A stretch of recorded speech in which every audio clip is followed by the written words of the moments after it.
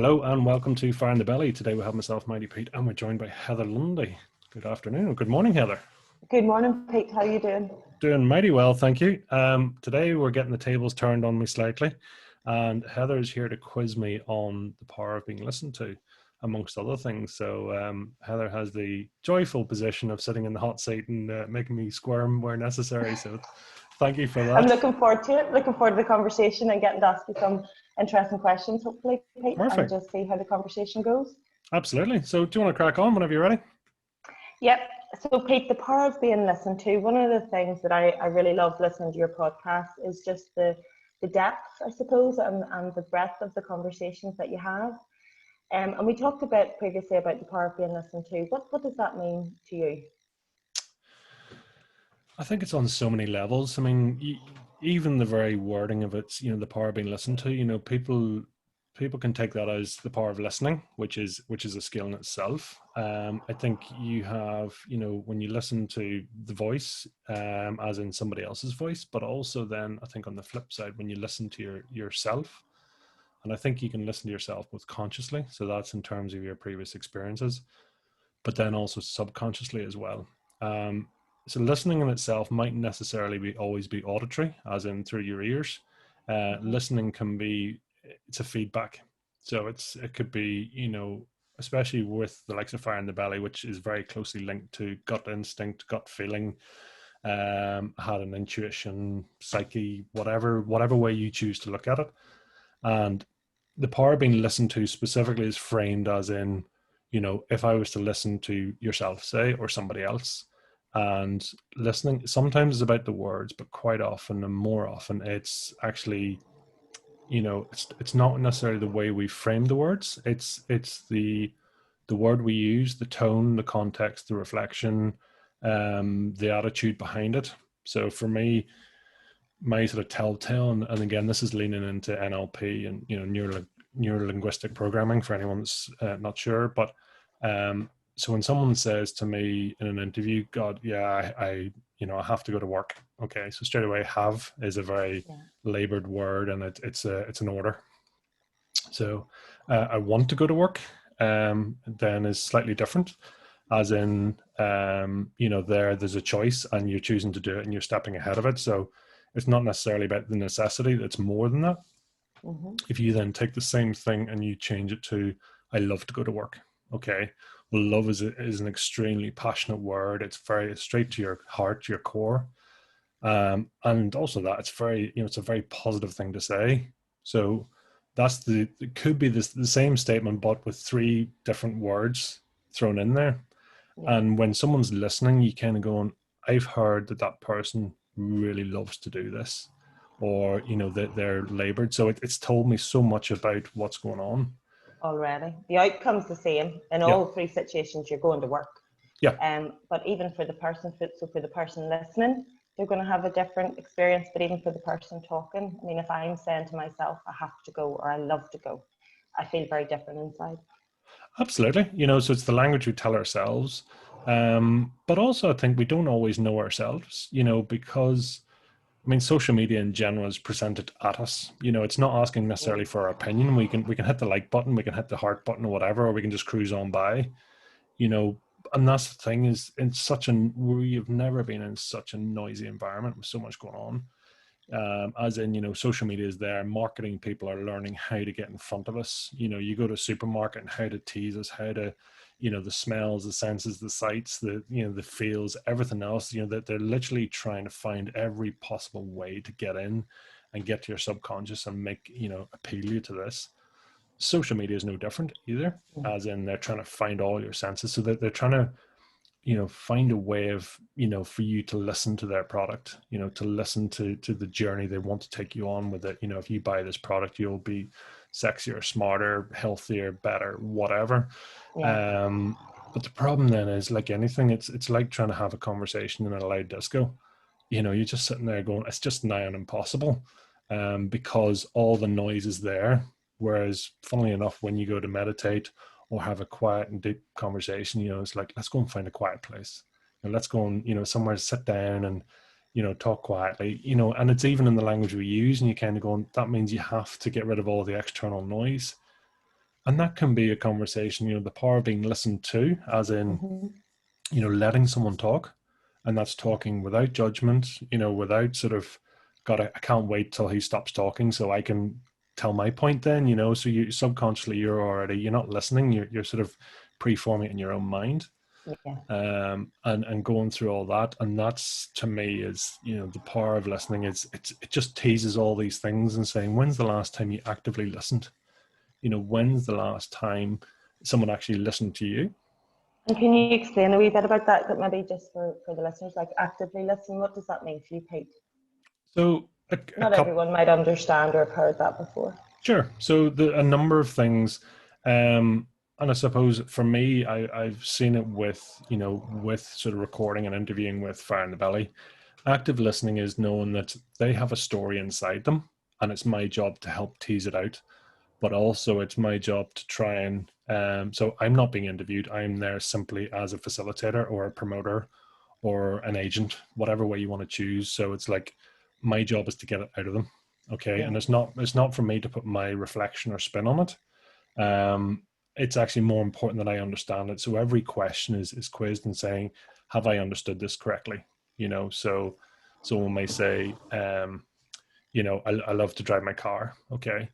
Well, that doesn't actually tell me anything. It starts to give a message, but I then Start of need a to know. conversation.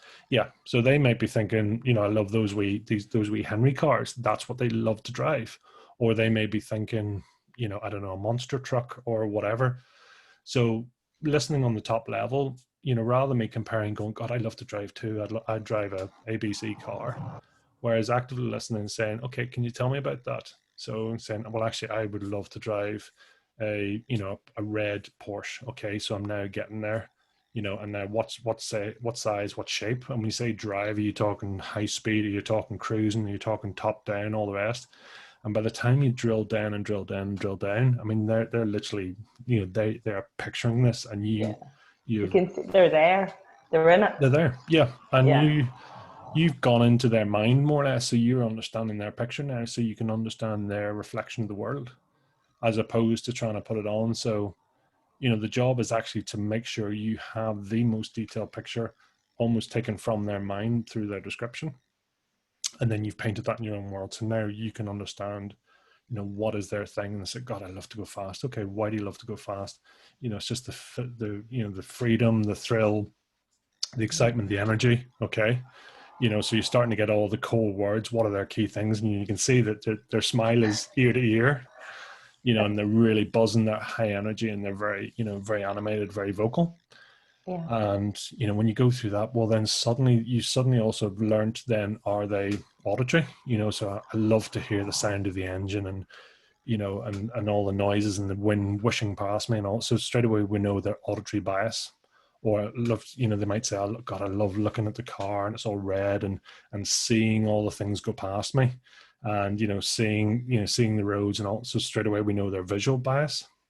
Or you might say, senses. So it's like, oh, it feels so good.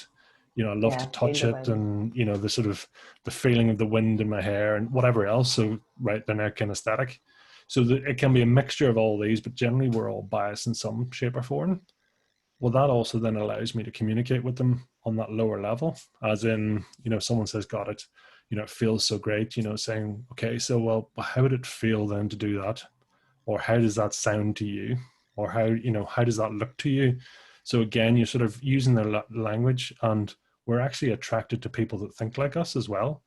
So suddenly you kind of going, God, this guy really gets me.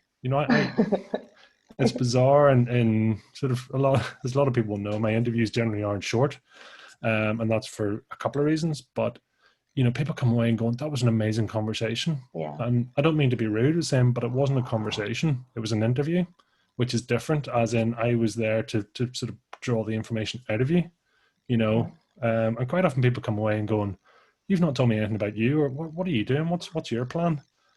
And that's okay. I'm not, But almost in a that's it's conversation. very interesting, that, because if you think, so they're feeling, so you're interviewing them, you're actively listening to them, they're having that opportunity to really talk and go in depth and think about what they're saying, really, because you keep exploring it on your podcast and you listen back to them. And they are really interesting conversations. And they do, as I said earlier, they tend to go very deep and very wide, which I love.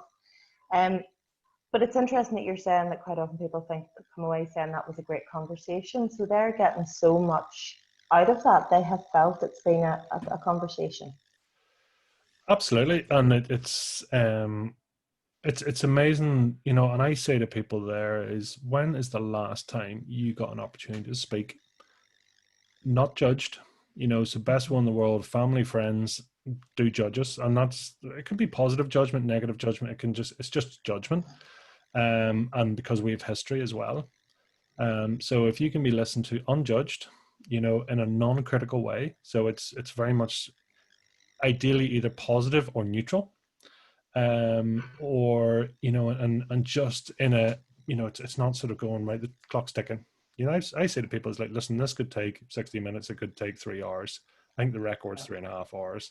That was done with glasses of wine. I wouldn't recommend it. It was very interesting, but Yeah.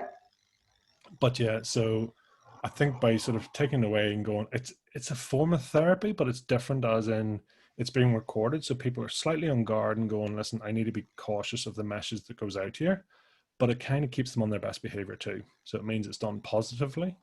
It's done pre-recorded, so it's kind of going, listen, if this is not going to serve you, I'm not here to get an exclusive. I'm here to actually tease through the detail. I will start to get, you know, feedback and people and things like going, I haven't talked about this in a long time, or I've never said this publicly. I will ask at the end after the interview and saying, listen, are you comfortable? I will send you the recording in advance, so that people saying, I want to make sure this is going to serve you. And 99 times out of 100, I'm fine. I'm delighted. It was so good. You know, that's really interesting, because I've heard that quite often on the podcast. There was a couple of people, and they were saying, my goodness, I've never, as you say, I've never spoken about this before, and it's so reassuring, that process that you have. So you're listening to them, but you're also giving them time to reflect on it. And the importance, I suppose, of that reflection. Pete, we've talked before about that idea of the active listening, but also the positive reflection. Yeah, it's interesting at the moment. Even there's a book called The Power of Imagination. But as in, the concept is that you can change your past, you know, and you kind of go, okay, what sort of wacky time? Yeah, my head tilted. Let's hear. What sort of time scale? So I know you're auditory biased, but so it's straight away, you know, people going, how can you change the past? Well, you know, the past is in the imagination anyway, or the past is it's a memory. So like anything, it depends how you want to look at it. I suppose from my own experience, at sort of the age of 12, you know, I was basically having a bit of a hard time in school, and you know, in some ways I say it wasn't that serious, but I got myself in a bit of trouble at school. And for me, it really felt like I was isolated. Unfortunately, it led to sort of thoughts and feelings of suicide, and you know, and things that were going on. My perception at the time was that my parents weren't supporting me. The school was against me. You know, it was me against the world. Isolated. Yeah, and it's just, I mean, it's at that time in sort of young people's lives anyway, where it's incredibly, you know, it's vulnerable. There's hormones, there's perceptions of the world. You know, Santa Claus is questionable. You know, there's all these things we've been told. You know, when people say, "Oh, don't be so silly," it's like, well, not that long ago, I believed in the Tooth Fairy, Santa Claus, the whole works, and suddenly you're telling me this is all noise, and actually, you know, grow up and wise up and all these things. So suddenly you're having to go through all this transition. However, you know, so at the time I harbored those feelings, and I had those for a long, long time, my entire life, up until really sort of 2-3 years ago. Really, that long? Pete said Yeah. 25 years? Yeah, and it really sort of came all the way through. However, when I went back and through a number of things, through sort of mentorship, through hypnotherapy, through a number of things there, sort of looking back at it now and going, do you think, you know, looking at it almost from a bird's eye view, or you talk about the different views. So if you think of yourself in a cinema, okay, so you can be the person, you can be the actor in the screen, or you can be the person looking at the screen, or you can be the person in the projection room looking at the person looking at the screen, or you can be the bird's eye view. So there's different views. So when we go back and look at it and go, do you really think your parents didn't know? You know, and it's like, actually, do you know what? I was not choosing to be isolated, but it was my perception at that time. And talking to my sister, she was like going, Mum and Dad were worried sick about you, but my perception at the time was I was on my own and they were against me. And it wasn't that at all. It was Yeah. just it was a communication thing. Yeah. The school were doing what they felt was best, as like a lot of things change through time. How I Massively changed. Yeah. how I look after my kids and how I listen to them. And believe me, my wife is much better at it than I am, but I do try and sit down and when they're screaming and having a tantrum and all the rest, my immediate reaction is to stop them. Whereas, if you can talk them down or you can try and understand it from Yeah. their point of view and listen to them, believe me, that's something I'm having to learn daily. You're in the thick of it, Pete, with 3 wee Well, ones. it's great, it's amazing, but the immediate reaction is to go, right, stop it. Whereas actually you're going, okay, you're having a tantrum here, let's just take a wee step back here, because the ego and the chimp, as that's the way it's pictured in my head, is this chimp is rattling the cage and someone is agitating the chimp. I'm kind of going, listen, you've got to stop and you've got to do this and do this, where you kind of go and step back. If I can, like And you this would, 2-year-old's like, watch me. yeah, that's it, but I don't have to stop. it's like a cinema. If you can sit back and you can actually have a slightly out of body view on it and saying, right, well, okay, let's look at this situation in terms of the child is here. I mean, I don't know, something has triggered them, and it is just that, it's the trigger, it's the straw that's broken the back. But you kind of roll it back a bit and say, well, hold on, maybe they're tired. Maybe it's just food. Maybe there's something there they really wanted to do. Maybe it's because they haven't got the language, they haven't been able to communicate and all the rest. So it's basically, it escalates very quickly because the communication is not correct. And that can be for any number of reasons. So I just find it fascinating. Don't get me at the time when they're kicking off. I really, my chimp, I have to sort of work on it hard, because sorry, go on. Sorry. Well, I'm just thinking though, from what you're saying, really, you're using all of those things that you've learned. So although the children mightn't be able to communicate or speak about it, you're actively listening. You're trying to work through what could it be. You're trying to listen to them and help them through it, which is fantastic for them at such a young age. I try to. I mean, to be honest, it's my wife's skill, to be honest, and her ability to sort of almost talk me down. It's weird because it's so close. I almost can't see it. And people saying, how is it you can listen to somebody for 2 hours, and really understand them, yet your kids, when they're yelling at you, you can't see it, and my chimp is triggered.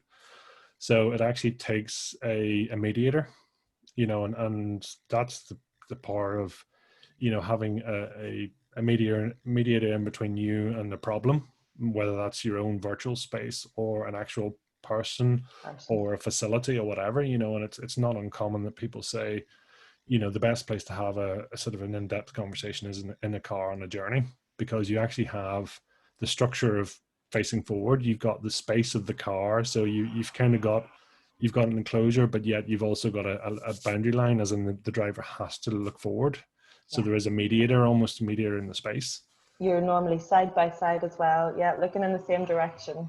Yeah. So nothing too rash can be done unless you're going to jump out of a moving car. So it's amazing how people go, God, we've not talked like this, or, they're actually listening. It's different.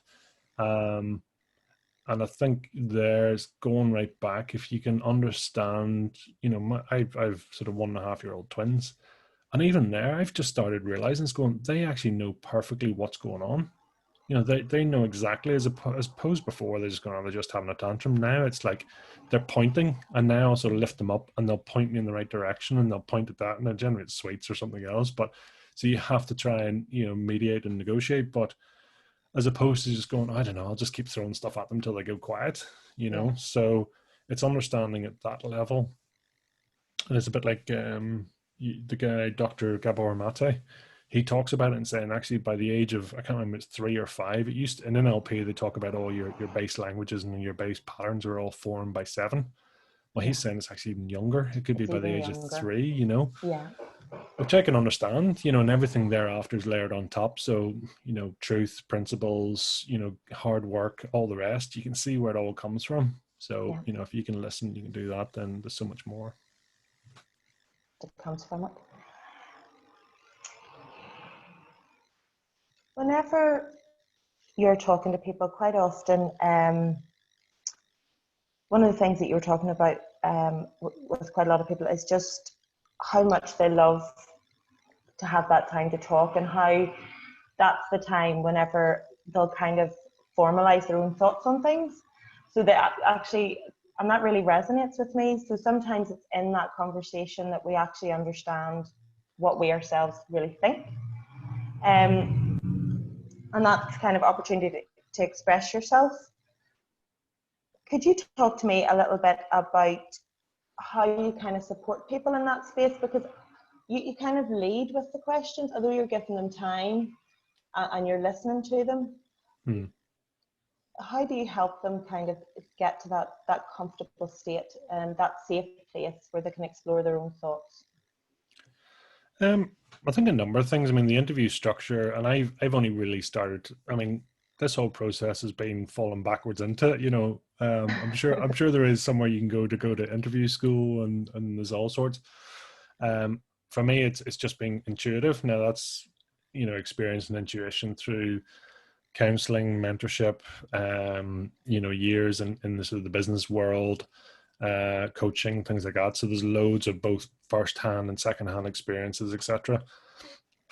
But I think even the simplicity of a question is powerful. As in, we tend to pre-frame a question, as in we try and narrow it right down. But that's so you're now trying to sort of almost get them to give you an answer you're expecting. Yeah. Whereas just a nice little question I like, and it's sort of coming more and more, is saying, "What's your guilty pleasure?" Yeah. Now somebody might turn around and go, "I really love Galaxy chocolate." That's just So, and then we'll ask them to sort of frame around. Okay, so where would be really good? So it's like, right, it's Friday night. I've got my Galaxy chocolate. It's just out of the fridge. Is it plain Galaxy chocolate or is it caramel? Oh no, it's plain. It's plain. Okay. And then so putting the feed up and Netflix is coming on and all the rest. And you can really feel it, and you can just sit there just sensing. Whereas someone else going, my guilty pleasure is, standing on stage speaking. By asking a really open and indirect question, I've only very few times people going, what do you mean by that? Whereas by leaving it open, you're getting a view straight into their world. What's their priorities? What's their thing? And because we haven't pre-framed or asked them to sort of narrow it down into silo, well, suddenly you're allowing them to bring their guilty pleasure right up into your face. And some people go, oh, I love to go like water skiing or, doing sort of bucket list things and all the rest. And again, smiles going from ear to ear, and they're salivating and they're doing this and their eyes are wide open, and, or it's the kids. So you understand their values very quickly because they're talking about their desires and things like that. It's not to say people love their, chocolate more than their kids, but again, it's the language, it's the words they're using. So I'm suddenly going, if it's guilty pleasure for you, people have said, why should it be guilty? It's just pleasure. But, it helps, context. And a quick story in that, in that I used to say to people, do you hear voices? And people go, that doesn't sound good if I'm hearing voices. It's like, okay, do you have an inner critic? Oh yeah, I have an inner critic. Okay. To me, I'm going, it's the same bloody thing, is it not? But yet it's change. You change the context of the questions. Someone goes, yeah, I hear voices all the time, and people going, okay, that gets kind of crazy. Where it's going, do you tell yourself off? Do you have a critic? Yeah, I do that all the time. So again, it's sort of, I don't really care how you answer the question. It's more, if the question's framed rightly, it'll leave them poetic license to put it into writing terms, as in going, okay, that was an open subject and this is what you brought up. That's really interesting the way you reflected on that, which tells me a lot about you, and you've used all the trigger words, so I love, and I can suddenly straight away, I'm going, I love to feel the chocolate and the rolling around in my mouth and doing all this. Okay, so you're very touchy feely sort of a person, kinesthetic, or someone else, and they hear it and they can smell it. Oh, the smell of the chocolate. Oh, and I can smell this. And, yeah. So it's a very, very quickly I can get into their understanding the way they understand. And then, like I say, that's sort of releasing it and getting a safe space for people. I just find it so interesting that actually with being listened to, how much it can help people to better understand themselves. And I come back to that because I really do find it so interesting. Some of the things, like if we think about what kids are always saying about their parents, what people often hear in the divorce court, you don't listen to me, you know, they don't listen. And there's something so powerful for us as humans in that. How would you kind of encourage people? What would be your tips around listening, really powerfully listening to people? I think if you understand the technique of it, I mean, I'm an engineer by trade. So, I look not pretty much kind of factual. I need to have a list, or I need to have a structure in some ways, which is crazy because in other ways I don't need structure. Okay. I think if you Oh, understand there's a lot all in that, Pete. I think if you understand all the methods and all the different ways of listening. So I think, and I've been trying to pull this up in the head, but to me, there's probably about 10 to 12 different types of listening. Um, you go through everything from, the sort of the very top end, which to me would be almost marketing. And it's maybe less obvious than marketing. You're listening as in what's going on around your environment, and that's unconsciously. It's a bit like when you're driving a car. I mean, do you memorize every particular thing? No, you don't. Your mind has filtered out a load of stuff. So it's just there. It's in your peripheral vision. Yeah. But you are aware of it because if something starts happening over here, you can focus. You can switch to it. Yeah. It doesn't just come. Generally, doesn't just come out of nowhere. It's come from somewhere, and you've understood it. You have a next layer down where it's marketed, so it's pushed at you. So it could be just general marketing, and depending what it is, it could be question based marketing. It could be sort of trying to get you to feel. It could be fear based marketing, whatever it is. So they're trying to paint pictures. So they're trying to get you to listen, as in connect to their message. Next level down, you're probably into social media, so that's a bit more tailored to you. So again, the algorithms are working to do that. It's giving you the options suddenly now. It's potentially being a two-way communication, so you can be an observer, but it's also painting pictures. You have the option to interact. You then have ego starting to come in, so people going, and people saying social media, it's like, oh God, he's always telling me what he's had for dinner, or he's banging on about this, or maybe he's trying to sell me something. So you're getting different layers of listening in there. It's going, is this an open, helpful message, or is this I'm waiting for the link at the bottom, or is this, fear based, as in, because fear sells a hell of a lot better than positively, unfortunately. It can do, yeah. So marketing people are starting to, and general people who have services, and there's nothing wrong with selling. Absolutely, we're all salespeople. I mean, my 1.5-year-old twins are salespeople. Oh, most definitely. You know, I'm sure you could learn a lot. they're manipulating me. They are, getting me to give them stuff, and they're telling me what they want, and they're selling the idea and the concept. So that's the thing, is people go, God, I'm not good at sales. It's like, okay, if you've been born, you're good at sales. You want something, you cry. Okay, that's the first sale, as in, I have a need, and a want, and you've responded to me. Yeah. You've given me what I wanted. And it's a win-win, because vice versa, then in return, I give you affection, I give you smiles, I give you cuddles and coos and all the rest. So, that's the one thing I love blowing up for people, going on, I can't do sales. Okay, I'm sorry, everyone's a salesman. Every single person on the planet is a salesperson. I've lost my train of thought, but yeah, so Yeah. going You through sort of your tips around, so you're going through then to the social media, yeah, and the kind of different ways that we're being listened to. Yeah.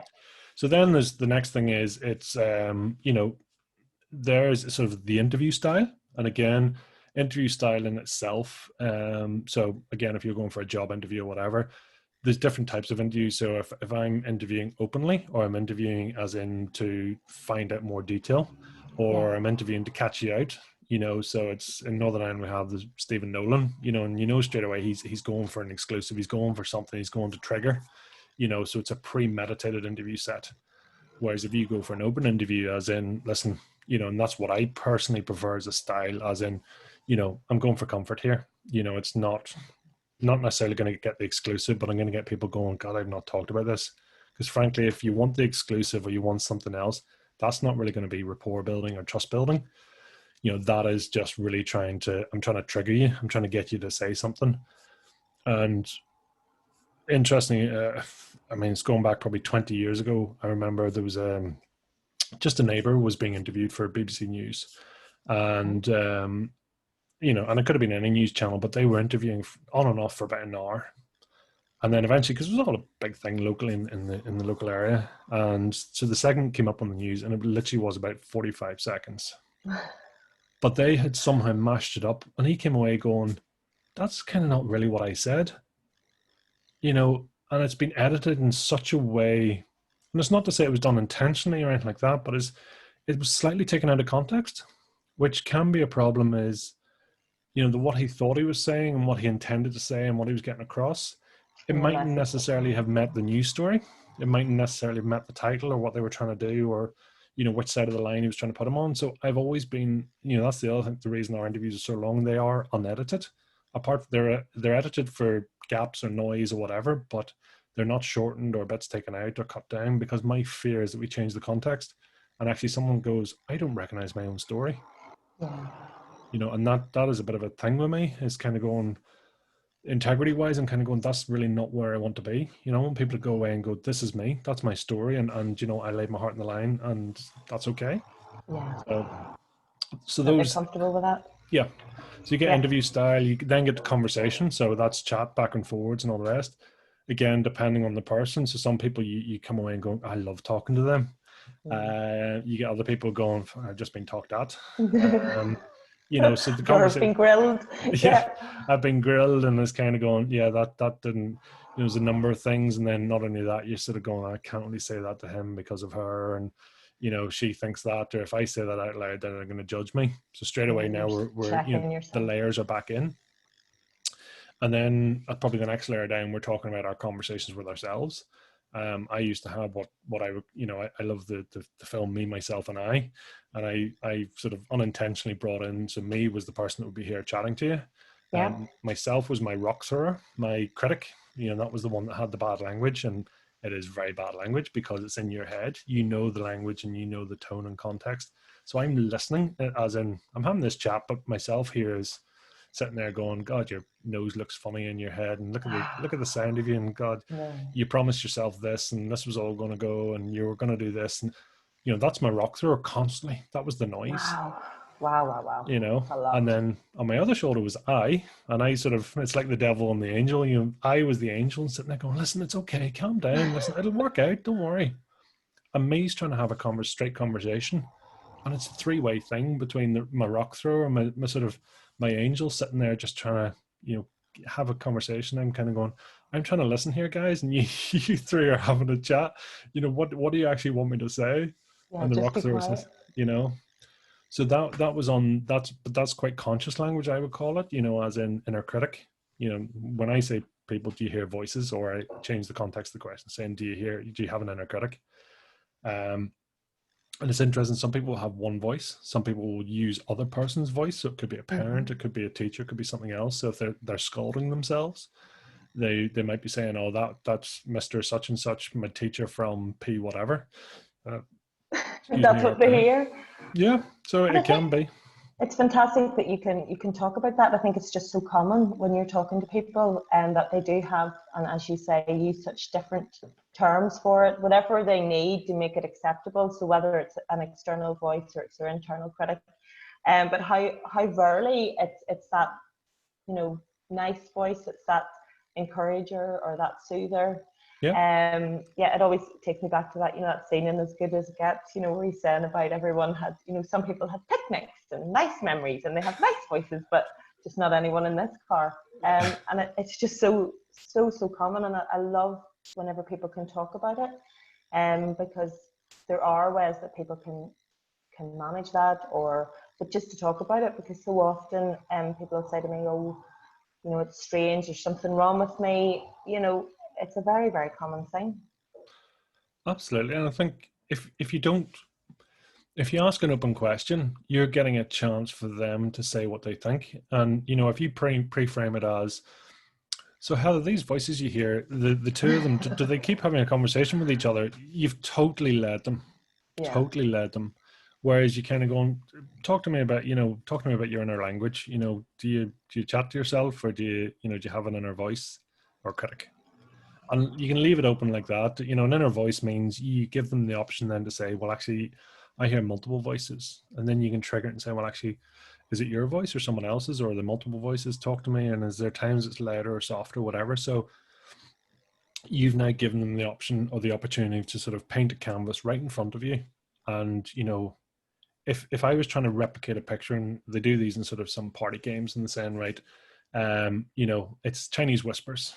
You know, that's Yeah. probably a better way of putting it. So the message starts off over here as this, and by the time it goes through X number of sort of hearing and speaking, it's totally garbage. Whereas Totally you kind of distorted. go, my job is to try and paint the best portrait that this person can recognize. You know, so I have to get that level of detail and kind of go, okay, what do you mean by that? Or, you know, this guilty pleasure. So, and as well, it's a rapport as well. So it's a connection. I mean, if I, you know, someone I interviewed or whatever who loves Galaxy chocolate, you'd be surprised how many times Galaxy chocolate comes up, by the way. That's come up. Oh my goodness, Um, it'd be Cadbury in our house. but Yeah. it's almost a trigger as well. So, I mean, if I was to meet them and present them with a bar of chocolate, you would see a smile ear to ear Yeah. because one, it's appealing to them. Two, they realize they've shared this with me as well. You know, so there's so many wee things there as well. What's really Um, coming across to me though, Pete, is why they, as you're talking, especially in this part, is why people feel it's been a conversation. mm, Because although you're listening to them and you're maybe not giving some information, you are so actively listening that it is a conversation because you're just drawing them out all the time, in a good way, you know, that non-judgmental way, that non-judgmental listening, and exploring what that means. So for them, very much I can see why it feels like a yeah. conversation, an important conversation.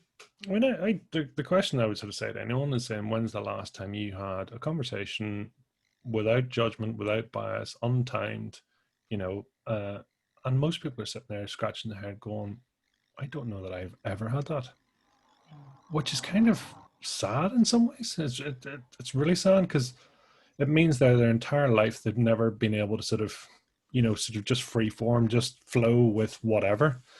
Um, it is slightly pre-framed as in, you know, this, you know, it's going out. So because I have been sort of consciously and unconsciously aware of saying this is not a pity party. So I don't want you to come in here and you know, for you to feel bad about X, Y, and Z things. So by pre-framing it slightly as in it's public, it's recorded, it's there, it Yeah. does set a slight tone, but because it's kind of going, this is an amazing opportunity, you know, for you to talk about generally your favorite subject, which is yourself, and you know, your experiences, your lessons, your learnings, all the rest.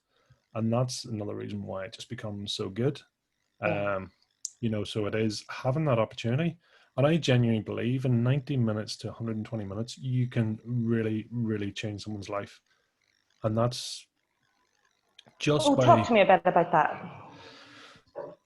I think it's the, if you sit down, one, and actively listen, because I mean the expression the eye can't see itself, which you know has a lot of history and background, but we've never had a chance to almost blurt out what we really think because we've got, you know, we've got our PC filter on, we've got our views of how we want people to see us around ourselves. You know, so it's all very much conscious thinking. You know, it's like I want to be viewed by the world like this. This is how I feel about myself and all the rest. And then you go sort of next layer and go, what do I really want? So I can, you know, you start to drill through that. And, you know, even by pointing out and saying, someone, do you realize when you were talking about that, you used the word love 4 times? And you kind of going, did I? Oh my God, that's amazing.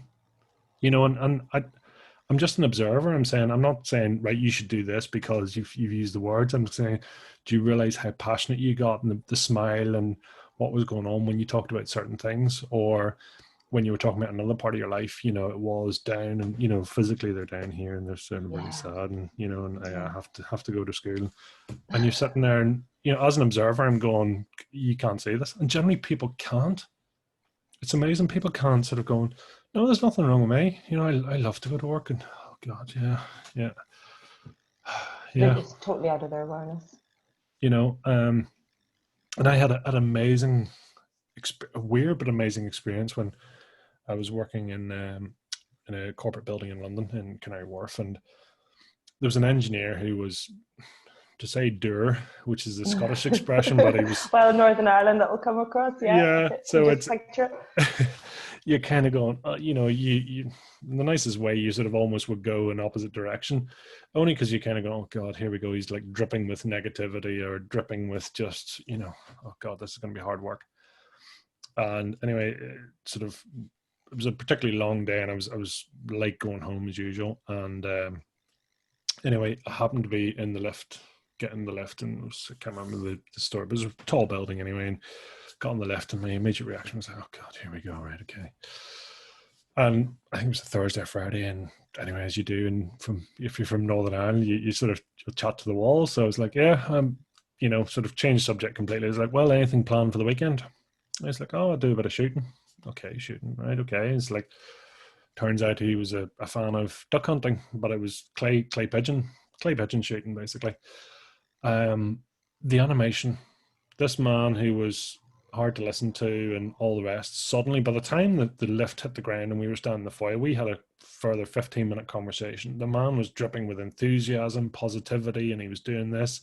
Again, he was talking at me, and that's fine because I had given him that opportunity and all the rest, and I was actually taken in. So, he was giving me the detail on how he loved to do it, and he gets out and he loved to get out in the fields, and you stand there and he's amongst his group of friends and they have all this, and just in the detail of the guns and detail of everything that's going on.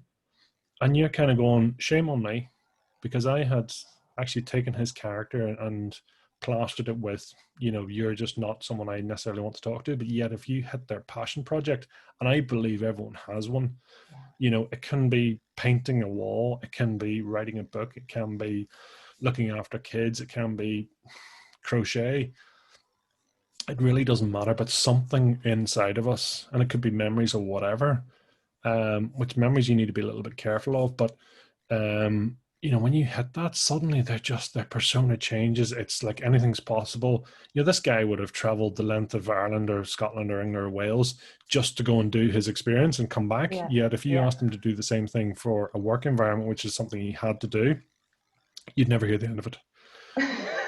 So it's isn't it amazing how perception, and because we want to do it or we love to do it, suddenly it's like, yeah, no, it's fine. I'm happy to do whatever. I'll sponsor it. I'll help out. I'll do whatever you do. You change the environment and the value that it means to them, and suddenly it's like, oh God, this is hard work. Why would I do it? And I want a pay rise, and I want praise, and I want this, and I want that. So. You must have felt so understood and seen. Like, by the time you got to the bottom of that lift, how long had you been working with that guy, Pete? It's on and off for about 6 months, and to be honest, it was wide berth at all times. It's like, unless... Which is, people will understand, yeah. Come Monday morning, that chap came bounding into my office. I literally was like bursting to tell me the detail of what had happened, which was great, because suddenly it's kind of going, and I've had that before, people talk on Fire in the Belly, and they could be passionate about demolition, they could be passionate about duck hunting, crochet, or whatever, and suddenly you're picking up on the language, and their stature, they're strong, and they're powerful, and they're intentional, and they're using the words and the enthusiasm and the energy levels there, and it's infectious. Suddenly I'm kind of going, I want to go out and I want to go clay pigeon shooting. You wanted to go. It's like, why? It's just because I don't know, because this guy is telling me, So in terms of that, in terms of that conversation, so you've had maybe a 20-minute conversation, and that had the power to transform your relationship, it sounds like. So he's bounds in the Monday morning. What did your relationship look like after that, after 6 months of wide berth? It was completely different. Suddenly we have a connection, no matter what's happening, and because you understand that level of detail, I can, and it's not to say you're manipulating them, but it's very quickly you can help them to sort of connect that and saying, right, well, okay, guys, if we want to get this, this particular project, and saying, if we can get this done, then you can get away for the weekends, you can get away early. And, Joe, I'm going to call him, but, Joe is like, I know you want to get away early here because I know you've a big event coming up. So if we get this bit done, then you can get off early and you can go and enjoy your weekend. So suddenly I've now connected what was pain with pleasure, and suddenly he's going, right, I'll quickly do this, eat the frog, all the usual. So let's get this bit done that I have to do, and then I can go away. So suddenly it's like going, yeah, he has a purpose, he has a meaning. So suddenly he's flying through the jobs, he's happy to do it. Yeah, are we all finished? We're all good? Yep, gone. It's no different to every one of us. For some reason, And I always used to think, oh, it was stalling tactics, it was procrastination, it was a million things, going, why have I not responded to that person? And God, I'm such a bad person. And that's terrible. Why have I not done that? And then suddenly you go back and going, maybe it just doesn't actually, if I listen to myself, I just go, maybe it just doesn't resonate with me. Instead of going, I'm always crap at doing that, or I'm always bad at responding, it's like going, okay, let's look at the facts here. You've had multiple opportunities.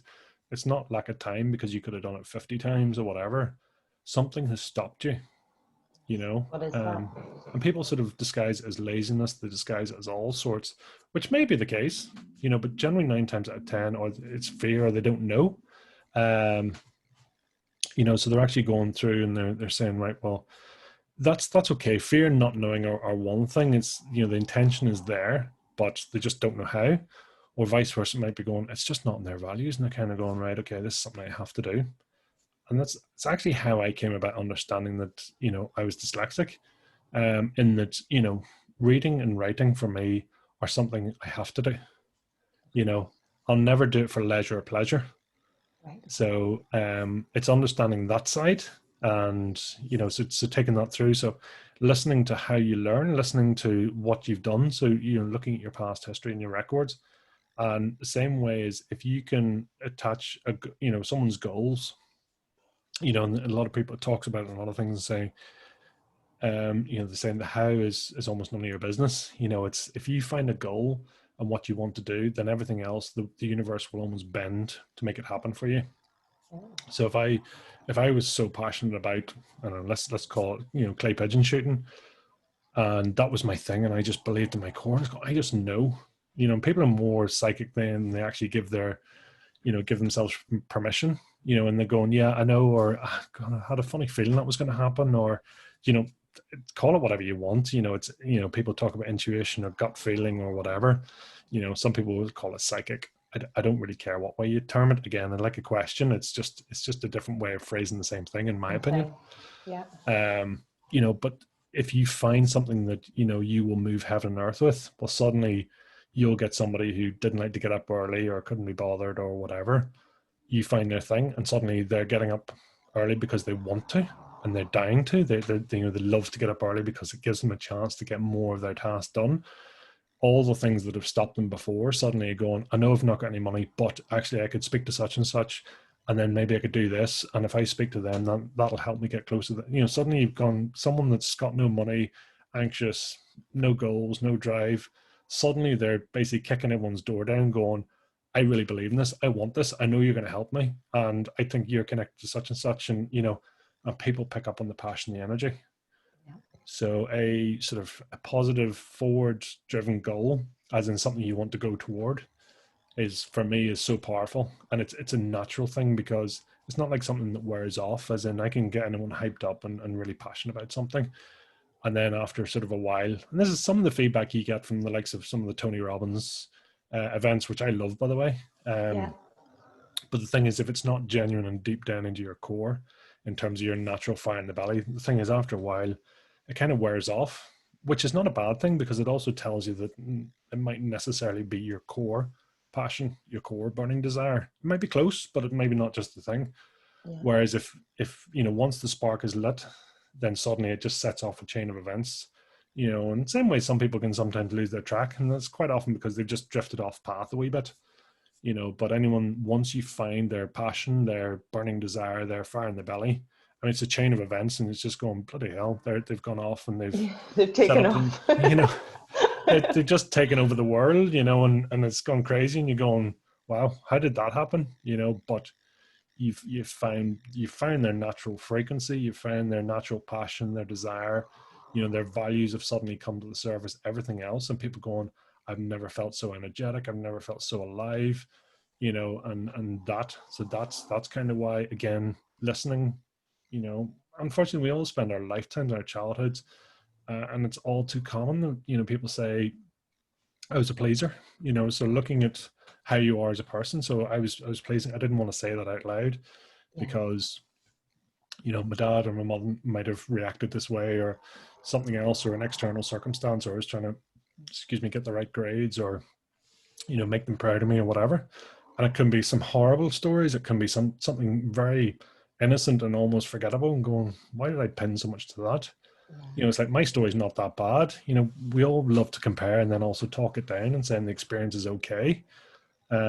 So it's amazing how you go through all that, and you know, we sort of talk about that, but that's, yeah, that's sort of. Whenever you were talking about the kind of Tony Robbins events, how would listening be used within those kind of events? I know, I suppose many people will know him kind of the energy that he brings and the energy of those events. Has that helped you in terms of the power of listening in any way, or have you learnt anything from him? So much. I mean, that was kind of for me where my journey started in April 2017. Right. When I talk about 37 and a half years of age, that was a turning point. Now, there was stuff happened, you know, the expression, you know, through great overwhelm comes great change. And that was a turning point for me, a massive turning point in terms of, you know, my state of mind, my physical health, my finances, everything else. And sort of going to Tony Robbins, when you're in a room, and listen, call it a cult, call it whatever you want, but basically you go into a room with 10,000 plus other people who all want to make a change in their life for whatever reason, massively positive. It's purposely overwhelming in terms of the lights, the sound, you know, the sort of the actions you do, things like that. It's like a Right. rave. It is. There's a Yeah. lot of music. There's a lot of jumping around. It's kind of crazy. But because you're immersed in that environment, it's infectious. And the point of that being is you're trying to bypass the conscious mind and get to, you know, sort of your natural frequency. So, you know, the dance music, the clapping, the hands and all the rest, that's very much going, you know, you're trying to sort of tease out that seed or that golden thread, you know, your North Star basically, and saying, where is it? What is it that I would love to do? And then suddenly things start to come up and going, you know, God, you know, I'd love to be a national sewing champion. You know, I'd love to be a specialist in this type of sewing. Whatever it is, yeah. If you can unveil that and suddenly that comes in, and then every time you think of it and you go, God, I remember that, you know, this was all happening, and you know, you attach that feeling to that, then suddenly you're off. You know, because I mean, let's be honest. I mean, it's one man or, you know, a team of people talking to a room of 10,000. So that's the one to many formula. So you're Yeah. trying to basically do it. I mean, it's unbelievable in terms of doing it. You know, some people can only do it one to, not only, but some people do it 1-to-1. He's doing it 1 to 10,000. So is it for everyone? No. Can it be? Yes, if you're in that state of mind, if you want to change, you know, and you know, are able to listen. So when you're feeling that really good, you're feeling that free, you're immersed, because I mean, you would swear that you've been taking alcohol or drugs or whatever, because it's like 40 or 50 hours in 4 days. So it's purposely overloading your people going, I can't think straight. That's Yeah. what you want, because suddenly we've moved the chimp off to the side, we've thrown it a banana and told it to go away. Mm-hmm. And suddenly now it's kind of going, what's really resonating with me? What would I love to do? So you're able, it's almost like in all of those processes that you get to a point where you're able to listen to yourself again, Yeah. Yeah. So and you're suddenly talking to yourself in a different way, maybe. exactly, you start to listen to yourself, which is a key thing. So suddenly going, do you know what? I'm here. I'm away from loved ones. I'm away from a work environment. I'm in this high energy state where everyone sort of wants to make a change and be positive. It's like, what do I want? You know, it's like, you know, it takes a while. It Oh does. I mean, yeah, it's sort of, terrifying sometimes. and it can be Yeah, layers what? too. Yeah. You know, it's, I mean, the more I sort of go, right, you know, I have a wee mini breakthrough or realization or something, go, God, you know what, that's been holding me back, or that's been happening. And then suddenly, you know, think, right, that's me fixed now. Okay. And then you're going, actually, yeah, sort of a trottle off for a while, and then suddenly going, why am I feeling this? Okay, maybe there's something there. Okay. And I explored either with myself or mentors or whatever. And then suddenly go, oh yeah, that's me free again. Okay, off we go again. And then, oh, what's this? You know, so it's layers. And I think probably my entire lifetime I'll be processing and reprocessing things like that. But you can change your past, you can change your future, and that's, it's perception of how you view it. You might go, that was a terrible experience, or you go, actually that was a learning experience. I'm Mm-hmm. glad it wasn't any worse than it was. What have I learned from this? And you know, how can I move forward?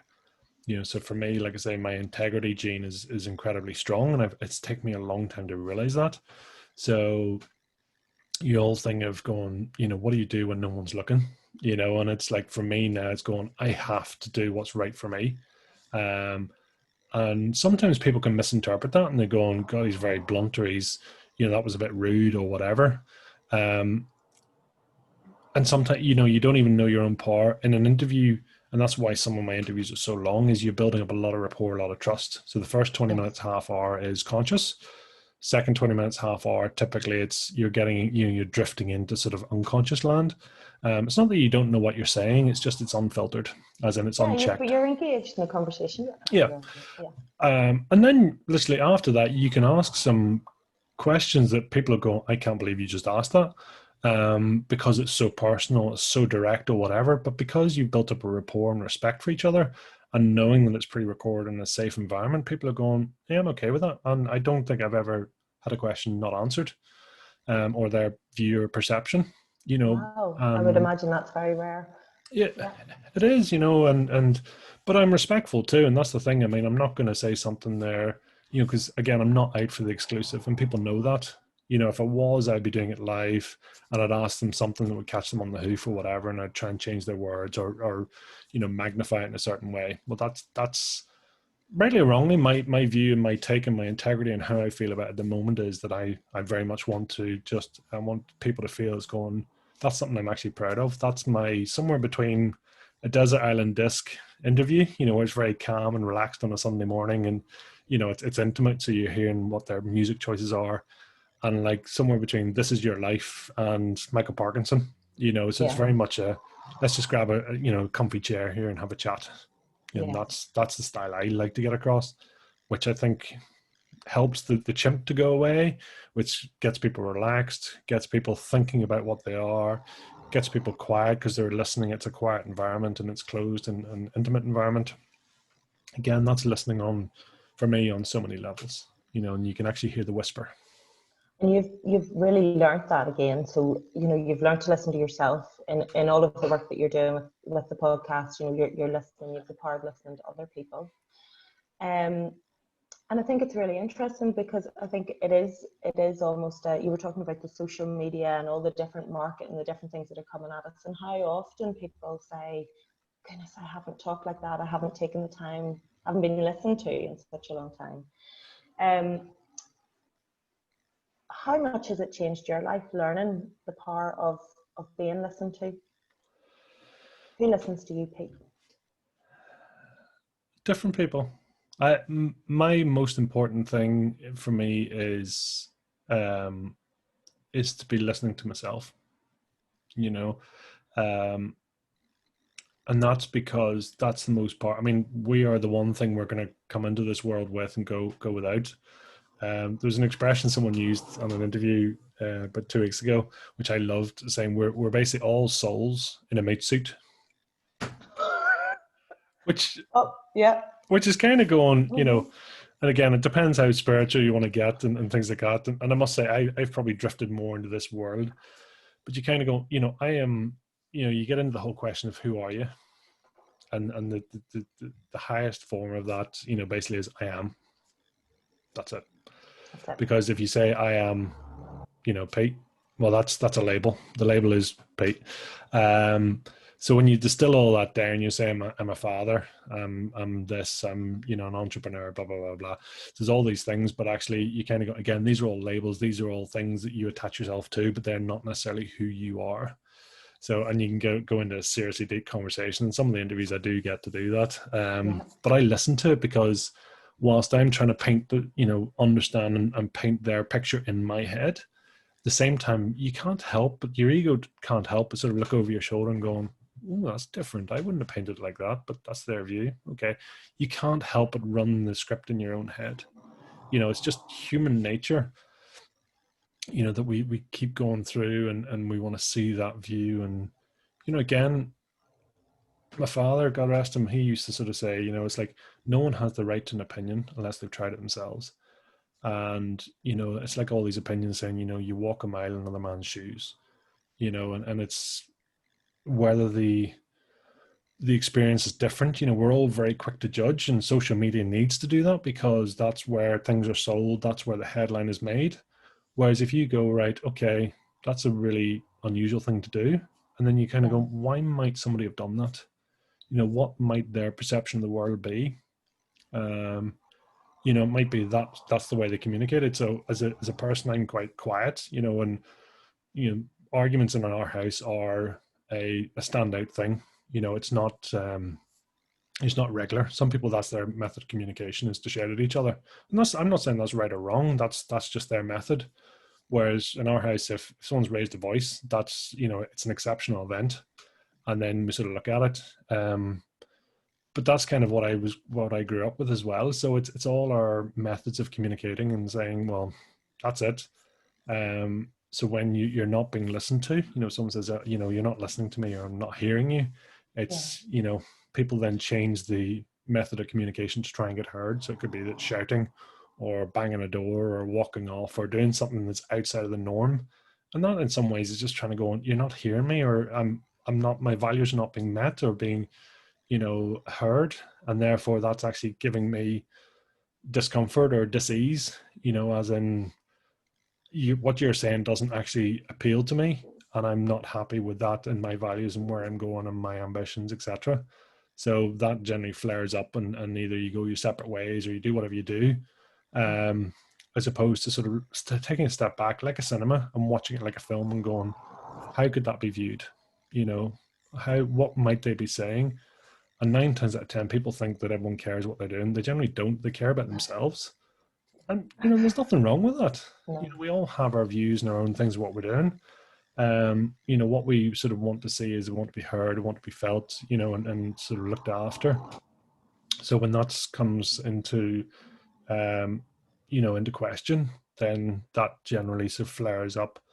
It could be through inaction. It could be from overreaction, underaction, no action, loads of action.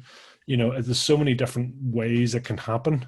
So instead of giving ourselves a hard time and the critic come in and going, oh yeah, okay, we've seen you do this before, and look, you started and you didn't finish. Okay, let's look 2 layers back from that and go, well, why did you start? What did you feel about that? And it could be that I started because my neighbor did it and I really wanted to be better than him. Okay, why do you want to be better than him? Well, they have such and such. Okay, so you feel that you don't have what they have. Where does that come from? Well, actually, as a kid, I really wanted that toy and I didn't have it. Okay, why didn't you have it? Okay, it's because mummy or daddy or whatever, I was a bold boy, or this happened, or we didn't have the money or the resources, or somebody stole it from me. Okay. And you drill back and back and back, and you kind of going, okay, what's this all about again? It's actually nothing. It was something in my childhood. And now that I've reviewed it, I've rewatched the movie back. I've kind of gone, actually, I've just changed my past because it doesn't mean that to me anymore. So many things and beliefs and expectations have been stacked upon that sort of one initial belief. Awesome. And you realize it was a misinterpretation in the first place. That's very deep. So, and would you do that often? So you would often kind of reflect right back, listen to yourself, and go right back in that way. Yeah, I certainly try to. It's easier said than done, and especially again, I go back to, because the mind can't always see themselves. We all see ourselves and saying, "Well, I'm perfect. What's wrong with you?" Oh no. uh, And the reason we're perfect is because everything in our head, bar the inner critics, is in alignment. We're doing kind of what we want to do. Yes, we can all name 50 things we're not doing, but we've kind of got okay with it in some shape or form. We've made it okay for ourselves because we're living, we're functioning, we're doing all this. And then when someone else comes in and questions that, you're kind of going, oh, hold on, this was a conversation between me, myself, and I. Who the hell are you? Yeah. Yeah. How you It's getting like, involved here? well, that's it, and people talk in conversations say it's all right for me to have a go at my kids, but if you have a go at them, we're gonna have words. Do you know what I mean? So it's sometimes, if it's not communicated in the right way, or we're not in the right space, the environment, and things like that, then you're kind of going, I'm really not listening to you right now, because I can tell you're not listening, and you're coming to me with a prejudgment, or you're coming to me with an intention, or you're trying to sell, or you're trying to do whatever, which is all has purposes and means. But it is like, kind of listening it's almost like 100 layers deep, and all the different factors and different contexts and reflections and tones and expectations and things like that.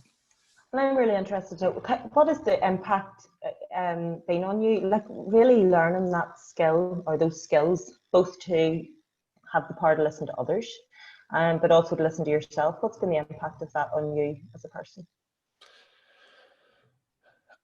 I think more than anything else, I mean, at 37 and a half, I just got to the stage where it was burnout. I mean, I don't care if you call it, midlife crisis or burnout or depression or whatever. I mean, I've had depression twice in my life, and I don't think it was. It was more just like frustration. It's like it was almost like a child's tantrum, where because they're not being listened to, but it was almost the silent version, which is more deadly. In that you just going, I don't know where to turn. I'm frustrated. I'm totally all over the place, and nobody's listening, and nothing's going on, and it's crazy. So I think when you can actually start to listen to yourself, and you kind of again back yourself down a bit from the edge and going, right, I've just reacted quite strongly to something there, and just neutralize it a bit and going, right, just step back. Let's put that in the film so we can watch the event back in our own mind. And I said that and they said this and blah, blah, blah, blah. And I felt angry and I banged the wall or did whatever. Or I went and stormed off and, gave off about how much of a person they were and, why can't they just listen to me? So when you step back from that and almost going, okay, let's just rerun this. And then you listen to that and you're going, what am I not getting here? What am I not doing? And if you're going in with the assumption or the intention that actually they mean well for me, or that they're actually trying to serve or help me in some ways, but it didn't feel like that. Okay, why didn't it feel? So you're just trying to look at all the feelings and the senses and things like that. So for me, by going through all this and actually sort of, I would describe myself now as being awake, and or awakening. It's kind of, it's a bit like that sort of the start off of a trickle of a stream, knowing that actually the potential is that it's going to become a massive waterfall, whereas before I was just on autopilot. I was doing what other people wanted. And I think for me, when I came to that stage in my life, I burnt myself out. I had great overwhelm. And then when the overwhelm was great enough, I then decided to make great change and going, right, listen, 37 and a half years, statistically, I'm kind of at the midpoint in my life, and I'm kind of going, right, I could follow this trajectory, where I'm going to go. And yeah, don't get me wrong, I've done well, and, I've so much support and everything around me. But what if just instead of following this graph, what if I then decided to say yes?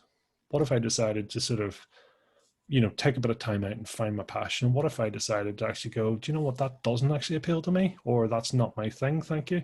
Or do you know what, every time I speak to that person, I come away, I'm feeling really sad or angry or bad or whatever. Yeah. So you start just what if you just pre-frame everything with, do you want to do that? Okay, my initial answer was no, but then what if I said yes? Okay, maybe they would really like to do it and they would love to spend time. Okay, so I'll say yes. Okay, try that. Again, you try it once and then you're entitled to opinion. You kind of go, actually, I tried it before. It wasn't really for me, but thank you anyway. Whereas opposed to going, no. What do you want? No. Okay, what are you going to learn? So by being open and testing that out and teasing that out, then it just changes the context, and suddenly it neutralizes thing in the world and saying, assume everyone's coming at you with positive intention unless you can then prove otherwise. If you it's once bitten twice shy. If you suddenly find that someone is not, or has an ulterior motive, then you might sort of mark the card and say, well, listen, I spoke to you before and this happened, so okay, not my circle of influence, thanks very much. Yeah. But go with the assumption that they mean well and they will stay well until proven otherwise. So I love that. That's a lovely ethos to have. Just trying to. It's not easy, and believe me, I'm far from perfect. And like I say, it takes it takes a bit of going through. But I'm enjoying the process. Previously, I didn't really read or learn or whatever. I was of the assumption that when I stepped out of university, burn the building down, I'm done. And I'll never learning was finished. My learning was finished. That must have come as a shock. And now it's like, God, I'm like a book's coming out of my ears, which is ironic for someone that doesn't like to, I'm not a natural reader or writer. I'm talking to yourself, so you kind of go, well, actually, okay, sometimes our weakness is our strength. So if you kind of acknowledge that and saying, listen, okay, I'm not likely left to my own devices. I'm not going to come up with a, you know, a prize winning book. However, if you sort of recognize your weakness, then, you know, suddenly you can kind of go, well, I can team up with somebody that's their strength, and my strength is this, and then you match the two together and go, this is like a match made in heaven. Perfect. You know, Yeah. so And then and it works for the other person. So in my case, it works for me as well, in terms of I love to read and write, as you know, but I also love to hear a really good story and get it down on paper. And that story is not necessarily mine. and that's the thing. You know, and people with Fire in the Belly and things like that, people go, you know, what do you get out of it? And it's kind of going, it's helped me to paint a picture in my head. It's helped me to understand their point of view, and I mightn't agree with it or disagree with it. You know, I've talked to people who they're everything from suicidal. I've talked to people who are very Christian. I've talked to people who, you know, just all these sort of what would be conceived as very far out beliefs and things like that. And rather than sort of go, oh God, I don't like that, you know, it's like, well, I've never experienced it. So if they can explain it to me, you know, and explain it in an open way, I might go, I can see your point of view and I can see you get a lot out of it. It's not for me, but that's okay, you That's know, okay. and I'll Yeah. at least give you the respect to listen and understand it. And that it's amazing for me anyway. I find it amazing to be able to understand that more. You know, different religions, different books, you know, different colors, why someone loves to knit or do this or whatever. And if you can explain it and help me understand, then actually I might feel that passion too and you go through. So you do that often enough, and then suddenly you sort of going, wow, isn't it amazing that people will get excited about a paperclip? You know, somebody somewhere has made millions and millions and millions out of a paperclip. Yeah. They have a factory, they have a family, they've had a life that they couldn't believe. And that's a simple thing, a paperclip. You know, everything in our lives, whether it be a pen, whether it be the laptop, whatever, and you can be the world's most amazing informed person about paperclips. You know, I'm sure there's a paperclip convention somewhere, you know, and that could be your thing. And Could be. listen, you know, why not? Yeah. Absolutely, why not? You know, I had half my life of being what I would call sort of normal. You know, I wasn't in my sort of optimum state. The next half, I'm going, well, let's just keep saying what if, you know, and yeah, give it a go, give it a go, give it a go. And who knows? And for you at that time, you were saying like you were kind of an autopilot, and I think a lot of people, yeah, normal is potentially autopilot, and is that where you want to be? It's what society want. It's our parents. Our parents love us and they support us and they want us to be the best that we can be. And you know that used to be that, you know, get the education, you know, and going through, and it's everyone means well, and even parents and teachers, all the rest, you know, as opposed to actually listening and going, you know, I particularly like, there's a Jay Shetty does an interview and he talks about, you know, why would you teach a fish how to climb a tree? Yeah. And it's taught me, you know, I reflect back to that in so much in terms of, you know, the education system. You know, I was in the right building but just in the wrong room, you know, if you know what I mean. It was just kind of going, because my learning style was not necessarily writing or reading, you know, so I needed more tactile. I needed to be more doing, you know, show me once and that's me learned, you know, Yeah. tell me, and I'm still scratching around. I'm trying to frame it, I'm trying to picture it, I'm trying to do all this, you know. So I think, you know, learning how you learn, is a key thing. And how, you know, whenever you send your children off to school, and for the children within the schools, you know, they're really reliant on that. I didn't actually learn about all the different learning styles, I think, until I was about 27, 28. You know, I was through school, I'd been to university, I'd been through a few jobs, and then all of a sudden it was like, well, actually, I learn in a different way. I'm not, you know, Yeah. I'm not, that could have been so life changing at a younger age, just to be able to, you know, if the school system was set up to show you things, the same message, but in all the ways that would meet everybody in the class. Um, Yeah, and it's even been listened to there because, you know, society says, you know, you've got to finish school, you know, so you listen to that and going, I have to finish school. And it's kind of go, well, okay, ask the question, well, what if you didn't? Do you know what I mean? We're already pre-assuming that certain things need to be done a certain way. You listen to saying that's how I take on my value beliefs, my statements. That's how I take everything. So I've listened that to be a good person, I have to, you know, I have to get a university degree, or I have to finish school. I have to be a good boy. You know, I'm hearing that. Am I a good boy? Or you're a bold boy, or you're, you know, good girl, bad girl, whatever. You know, these things you're hearing all this, so you kind of associate and going, right, that good feeling is associated to what I heard was, I'm a good boy. Okay, so that's good, or disappointment or things like that. A very quick story. I mean, my 3-year-old is great. The 3-year-olds, they're chatty and they can interact and teach you so much. But there was a time she was kicking off and there was stuff going on, and I was trying to deneutralize it and kind of go, right, just take a step back here. What are we thinking? So instead of physically trying to, I think it was actually trying to get under a car seat, which anyone knows is like trying to massage an octopus. It's like sometimes, yeah. I What age changed was she then? Was she 3? She was 3. Yeah. And so I changed it, and I was like, right, okay. I thought, right, let's communicate differently. It's going, do you know what? Her name's Sophie. So I said, Sophie, I'm so disappointed. And I walked away, and she burst into tears. And I actually get emotional still talking about it. It's like, and it was like, it wasn't physical, but it was just like, I had just shattered her values and her, our connection in a split second. And I was like, that was me listening, but I completely went the other way. I was kind of going, geez, what have I just done? And I very quickly realized the power of words and what was going on. Again, that was the way of us communicating, was that she would resist going into the car seat. We'd negotiate with back and forwards and all this. By me changing tack and just change the dynamic. Yeah, and then sort of almost putting our relationship and our values in place. It was just like going, And what happened next? So she reacted to it, and then what happened? I mean, straight away I realized, I'd just completely gone the other way, and I was, I backpedaled quickly, as in saying, listen, no matter what. But it was, I mean, as we talk in NLP or any sort of language in terms, it was a pattern break, as in, it's like, can you smell chicken? And you can, what? Because everyone's in flow and all the rest, but you pattern break them to try and sort of completely break the flow.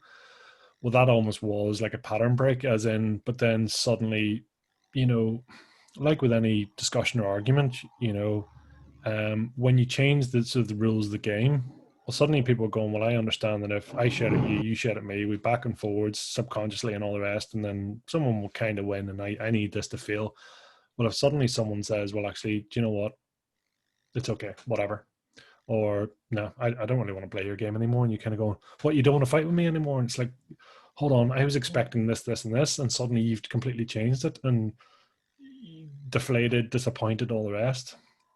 So it was a massive lesson to me that, actually, I just, the power of words. I mean, it's only a couple of words, I'm so disappointed. You succeeded in breaking the pattern, but it had another, you took it down a different road. Yeah. It was a complete contrast, but it was amazing to me then to understand that, it doesn't need to be physical. I mean, it's amazing how words can get right through to that. And, so for me, it was interesting, as a big learning lesson. Because I see it all the time. You interview people and they talk about something, as a kid, and going, I don't know why I'm telling you this. I do, because I mean, that's the conscious. The conscious wants to tell you. Yeah. But they're kind of going, yeah, I remember this. And for some reason, this really stands out in my mind. And it's like, going, that's because your conscious is processing it. It can be something as simple. For me, I liken it to, people saying, I have this fear. And I have a memory of being stung. I used to react quite badly to bee stings and wasp stings. And I got stung on the cheek by a bee. Needless to say, it happened in 10 seconds, not even 5 seconds. But of course, it's right, so I can see it. The insect is here. You can see it in here. I can hear it. I can feel it. All the rest. So it's like going, how quickly do you think someone can develop a fear of something? And it's like, it's in an instant. It really is. It could be the feeling, if you've ever been in a car crash, that suddenly your heightened senses, everything, because suddenly you almost go into this, almost, it's like an ecstasy overflow of everything else. You suddenly, time slows down and you're amplifying everything, to protect yourself. It's a superhuman. Yeah, it is. I had a car accident back in January, and I hit I wasn't driving fast. I hit black ice and went into the spin, And like you say, time just slowed down. I was staring myself out of the spin. Now, it happened in a few seconds. This all took place less than a minute. And I was up the hedge, and I remember saying, please don't go through the hedge, please don't go through into the field. And the car rolled back out. But just for those few minutes and before the shock set in, I was able to react so quickly. I was able to get that car, I was able to stop myself rolling, I was able to get it to the side. I was able to make sure that everything was okay. I was conscious there was nobody else in the road. Just in a few seconds, I'd taken in so much now. And then after about 10 minutes, someone came to pick me up, and after about 10 minutes, the shock set in. I couldn't speak, I couldn't function. It was amazing. You do get this burst. I mean, it's call it intuitive flow, super subconscious. I mean, there's loads of different ways of looking at it. But then, especially if you're like a muscle, if you're not used to exercising, it's suddenly you go into this stage of absolute hyper alertness. Well, then, like anything, if you go and thrash yourself out in the gym for a half an hour, or whatever your thing is, well, after that you feel fatigue because it's this thing. So if you're not used to exercising that muscle of alertness and awareness and all the senses around you, then you get what they call PAF, which is post adrenaline fatigue. Something has happened and they go, oh, I need to sit down, and it's for years they've been doing it after an accident. Here, have a cup of tea with a couple of sugars in it. Tea, yeah. So straight to the shop, yeah. So we're used to it, and people go, God, and it's that whole thing. No different to anything in life. No different to a wasp sting in the face or something else that suddenly you come away from that, and then you're tired and all the rest. So then fear suddenly goes, okay, well, what happened? That event happened, and then I need to sort of sit down and almost, withdraw, and I need to protect myself, and I need to just take time to do this. So when a similar event happens that produces an unexpected event or a fear-based event or something else, well, then you kind of go, well, last time I sort of sat down and I did nothing and I, procrastinated and I felt bad and it took me a while to recover. Okay, that's the pattern I've learned. So next time that happens, I'll do that again. Yeah. So you can see it's built on and on and on and on. And it's that conversation with ourselves, isn't it?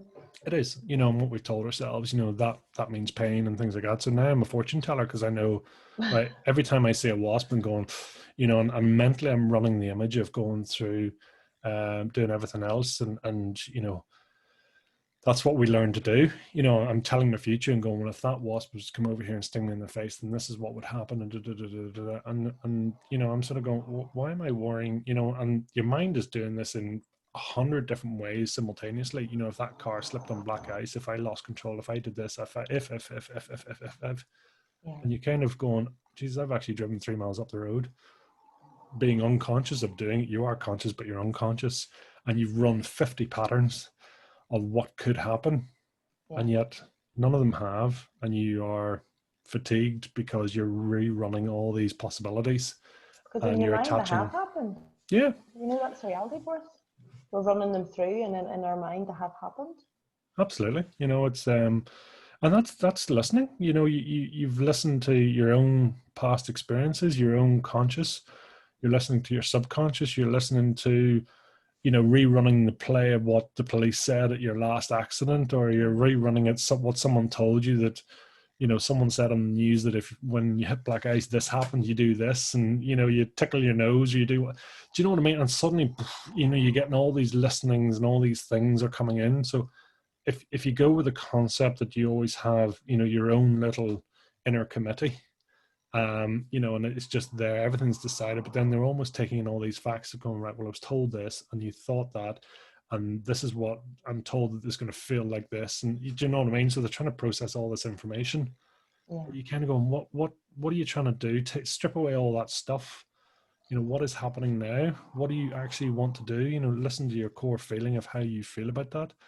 And I mean, we're so intuitive, and I love animals are so much more intuitive than humans.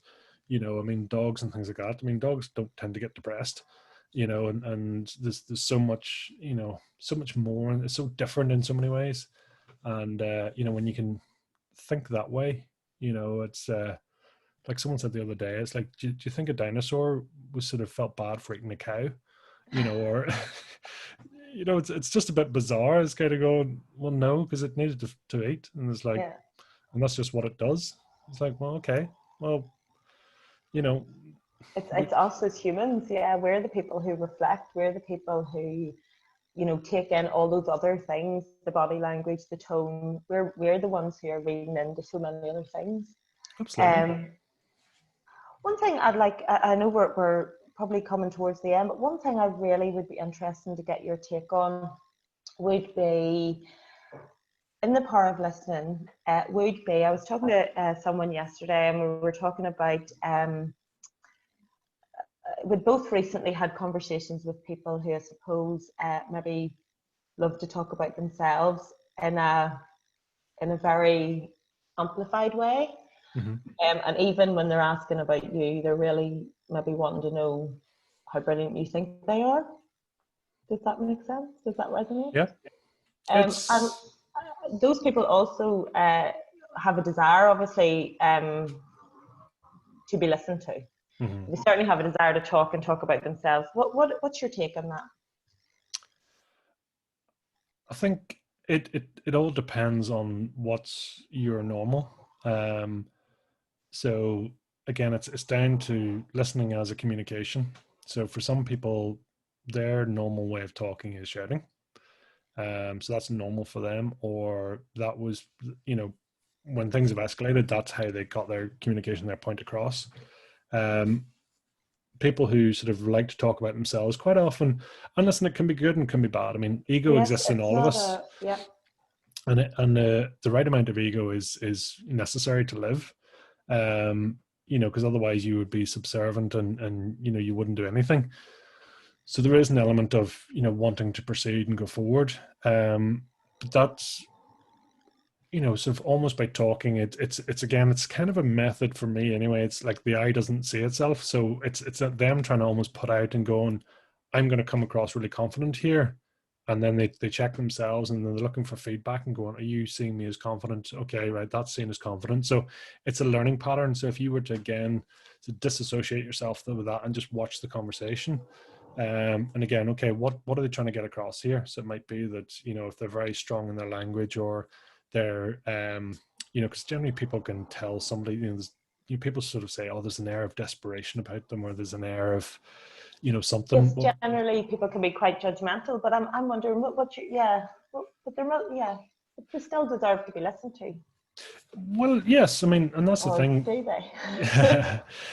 Well, it's again, quite often people don't necessarily have, you know, again, they can be auditory, so straight away they know that actually the method of processing is by talking, and that's their prime thing. So some people say, well, let me show you. So you get, you know, I'll show you something else and I know that's going to appeal to you, with somebody else saying, well, let me tell you. So if I tell you all the benefits, so what they're trying to do is match your values, match your, you know, so if I wanted to, I don't know, talk to you about, you know, books and things like that, and we want to talk about your favorite style of book and the pages and the feel and all that, well, that, what I'm trying to do is I'm trying to connect with all your values as quickly as possible, and then trying to get a rapport. And then I'm sort of trying to basically insert my little idea or concept in there as well. So it is a form of, you know, manipulation, communication, all that grown in together. Well, the problem is if you get that sort of recipe slightly wrong, then it just kind of, it's a bit like, you know, Inception or The Matrix. You kind of go, there's something in this picture's not right. A lot of it's familiar, but there's something going on over here which I really don't get. And then when someone's, you know, is talking at you, you kind of go on, you had me. Because some people you listen to all night long. That's so true, and You you know, want them, yeah, you want you, to listen to them, yeah. there's rapport, they've got it, you know, that they're asking the right questions. And again, generally it's questions they're asking, you know, it's they're sort of, they're not sort of saying, you know, do you like my car? Well, there's a couple of things going, it's not my car. It's not my taste. It's all the things, you know, and if I said, you know, what would be your favorite car? So that's, you're inviting everyone to actually paint the picture again. So people are going, oh, I'm immersing in my own jacuzzi world. You know, it's like, isn't this lovely? Because yeah, it is, because it's your jacuzzi and your world and your thing, and you're going, right, you know, and you get really relaxed, and you know, in our minds we're going, right, we're in our bathing suits, we're doing this, and oh, we've actually put a glass of wine in our hands because that's our thing, and you know, and then you sort of, you know, your perfect person comes along, so like, you know, and this is all painted. well, they're actually telling you a story, but they're allowing you to frame it in your own way. So to me, when someone is speaking to be heard, it's things like that. It can be a number of things, everything from being fear of not being listened to, or needing to be a pleaser, or needing to be connected to people as well. And that's quite common, and it's it could be insecurity as well. The people are going, the only way I feel that I'm heard is if I'm actually physically talking, and I'm shouting, because that was known as my exceptional way of communicating. Whereas if people go, I just feel like nobody's listening to me. Well, then, like I say, by the sort of human needs of hierarchy, you start going, right, well, okay, time to hit, Delta 5, time to hit the panic button, or the shouting button, or storming off button. So that's, suddenly people going, God, what's wrong with her? And then reacts a return emotion, as in, are you okay? Okay, right. Suddenly we're actually getting communication back again. So it's going through. So when people need to be heard, listen, it's a method. I think we all need to be heard. And I go back to the premises of this whole thing, and that I actually think it's same the question I ask people, going, do you love yourself? Do you like yourself? Do you value yourself? And I've added the value yourself on recently as well, because of a sort of a wording. But it's amazing the number of people that can't answer that. It's really hard, because you suddenly have to, I'm asking, do you love yourself? So you cannot help but go into your own head and get a sort of a feedback loop from yourself, and going, how do you feel? And suddenly, if you were previously like me, you had myself and I going, are you kidding me? I would have been one of those. Yeah. So, and whereas I think when you're able to sort of almost take a step back and go, do I love myself? Yeah, okay, I've got my flaws. There's things I like to do different, but you know what? I know deep down I am a good person. Could we do things different? Of course, that's fine. But I'm open, and I'm welcoming as a human, and I appreciate myself even for my flaws, my good things, and all the rest. But I know deep down I'm doing the right thing for the right time, and and that's who I am. So yes, I do love myself. I do like myself, and I value myself. Am I perfect? God no. So again, Very that's glad you perception. answered that, Pete. Yeah, it's Yeah. it is, because when we've never taken that time to sit down and just, it's like a reservoir. I think if we don't drain it off every now and again, or call it a cyst or whatever, it's like it has to be drained off, because after a while it just tops up. And it's not a one-off. It's not a sort of, yeah, take the tablet and bang, that's you cured, red pill, Yeah. blue pill. It's very much, as humans, we're learning, and with that you're going to pick up a bit of dust and dirt and debris on the way. So you need to expel that, and you need to be able to vent that out. And then you also need to sort of cross-check your view with the views of the world. My method of doing that is by listening to other people, and then I sort of paint their picture, and I compare my little picture portrait beside it, and kind of going, that's really interesting the way they've told me about that. Yeah. I didn't look at it that way at all. It's sort of like comparing pictures and going, I've drawn a pineapple and you've presented me with a grizzly bear, and it's going, what the hell happened there? We're just totally different communication methods. So again, if you can't understand their way of thinking, then that's where it is. So I don't know if I've answered your question, but that's Well, kind of, no, you have, and one of the things I did want to ask you was, yeah, do you love yourself? And I think it's very interesting that you've answered it, and you've brought in also those values. Was that something that, um, I don't, yeah, I'm aware I may be making a presumption here. I don't want to. Is that how long would you have been able to say that for? Is that something that's always been there for you? my initial sort of feedback and listening to myself, just taking the time out and going, what's my answer to that, is a year. 37 and a half years, I couldn't have answered that question. And unfortunately, I mean, I could take a wild stab and say, do you know what, probably only 20% of the people I've spoken to could answer that question without reserve. In fact, not even without reserve. I think a lot of people sort of put a precondition, and they don't want to come across as egotistical and things like that. Probably only last year, and I don't. The only thing that's changed is I've sat back and gone, I'm perfectly imperfect. That And it's acceptance. It is acceptance, going, yeah, I didn't do that. And then instead again of giving myself a hard time, you sit back and going, well, okay, I didn't do this. Let's look at why I didn't do it. Okay, maybe it's just not for me. And that's okay too. It's all, Okay. we don't have to be the doctor, the dentist, the surgeon, the mechanic, everything else. It's okay to be completely handless at something else. That's why we all have jobs and professions, is the fact that we're all niche and we're all perfect at something. Yeah. And the longer we go about not finding our perfection, the longer, if you follow the rule of 10,000 hours, to become a professional or to become an expert at something, the longer you sort of keep trying to do, spread your power amongst, 10 things when actually only one is your actual passion. You're just diluting your potential. You're diluting all the energy that you have. And it's Yeah. any wonder people feel exhausted doing stuff they really don't want to be doing. Yet when people sort of say, I'm doing my passion, and they go, it feels like haven't done a day's work in my life, because it's passionate. There's no resistance. There's no energy being withdrawn from them. It's not to say you won't get tired, but it's kind of going, I love doing what I do.